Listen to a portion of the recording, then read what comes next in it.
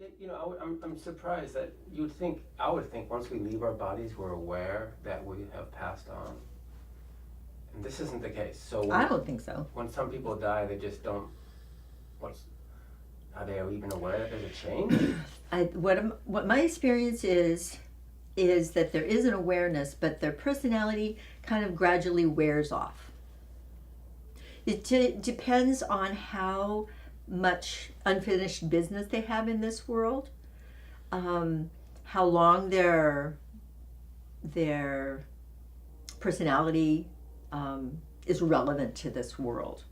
So, for example, I once cleared there was a little girl who fell off of a wagon train.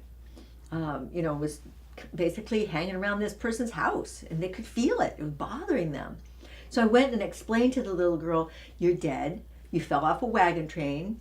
You don't have a body now." And I, give her the light. And she, "Oh, okay." And I give her the light to go on with her evolution. So sometimes people can be stuck like that when they don't understand. Right, but they don't understand that they died. Right. Okay. Or if they have huge anger towards someone, But once she was sent on with her evolution, then people lose their personality characteristics. My belief, my experience. So the personality is based on their experience that they had in the past. Right. It's not necessarily, okay. So if someone is at peace when they die, Mm-hmm. they may lose the sense of their personality and continue on with their evolution. I see. If someone is like angry Right. stuck, like they say, unfinished business. What is your thoughts on once we leave our bodies, where are we going? Are we going to take up another body, or are we going to come back here? My experience is that we do this evolutionary finishing up our personality feelings for a while. For example, if someone is just fell in love, or just got divorced, or has some strong emotion, they might stay around that person, and that's why people feel this presence. So somebody can give that person a sense of closure, it's like, I release you. This is why funerals and memorial services are so important. It's a sense of, okay, I get it. This is the end of our relationship as it is. Let that person go. So I believe that there's a time when that is happening, and then my experience is that the personality wanes in the spirit self.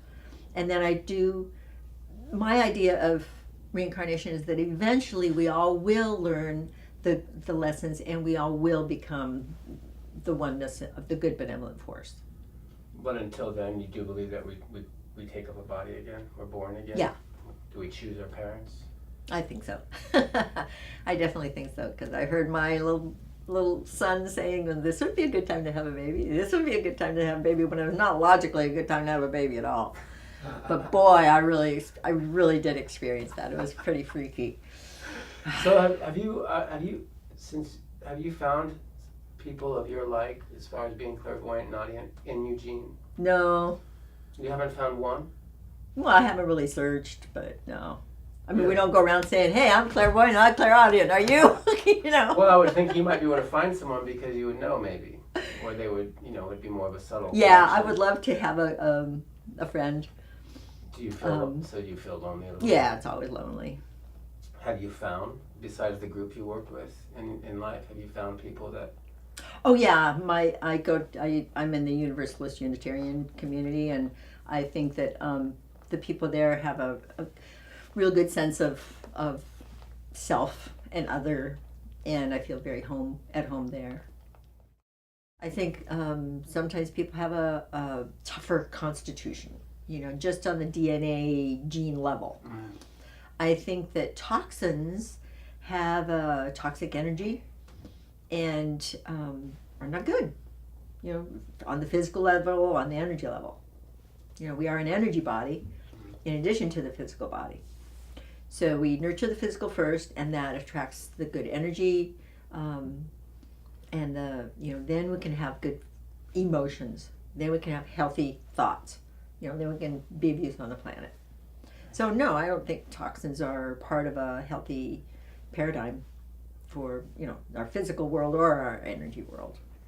What about any drugs? Like if the drugs are from nature, such as peyote or marijuana, or I don't know much about those. I've never, I go to the physiological. They're not good for the liver. I don't think they're good for the brain, but I don't know exactly what they do to the brain. Right. I know that, I can meditate to that level. I can travel, outside of my body. I can go to the mountains in Tibet, when I want to. And if that's real time, you really are going to the mountains in Tibet? Yeah. So you're seeing in real time? I do believe it, yeah. So that's astral projection, right? Yeah, I guess. Yeah. Everybody has a different definition of astral projection, is why I say, I don't know. I think it's really hard on the physical body because our physical body needs our energy body in it. So, I don't do a lot. I leave my body when I channel, when I, go into a trance and let my spirit guide, fully take over my body. It's hard on the body because, like I say, the physical body needs the energy self in it. So what I gained from astral projection, it was just an exercise to see if I could and, how I could. Just again, in my studies to make myself believe in all this kind of stuff. Yeah, I have several spirit guides. Everybody has several spirit guides. We all do. Yeah. Well, it depends if we listen to them or not. Are they taking care of us? Are they watching over us, or at least trying to? Yeah, that's the thing. At least trying to. I see. Again, it's whether we listen or not. It's kind of like a nurturing mentor. If we listen, the mentor will probably participate more with us. Mm-hmm. If we don't never listen, the mentor says, well, maybe I'll check with you in 2 weeks, see if you're, got a little unstubborn in that time, Yeah, but what do you think they'll ever disown us or get mad at us and not want to be around us? They don't get mad because they don't have those kinds of emotions, but like I say, they could hover in the background, if we just are participating in gluttony and drugs and alcohol and partying. It's like, but they're not making any judgments about it. Right.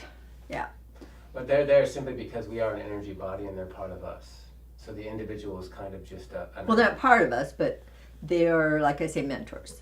Yeah. I say guides, teachers. I have They're different not ones. part of us. They're not part of our energy body. Our energy body is separate from them. Oh yeah, I think our energy body belongs to our body. Are you talking about this body? Yeah. You're not talking about spirit or something else?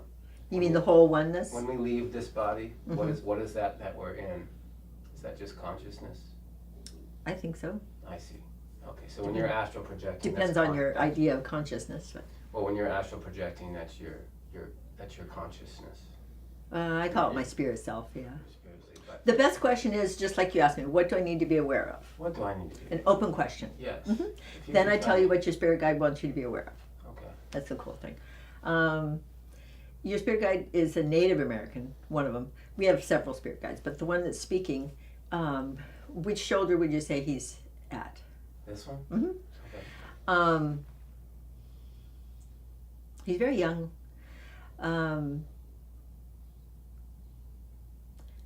I'd rather do this off tape. Okay. Yeah, I see. but I will off tape Okay. because it just sounds really odd.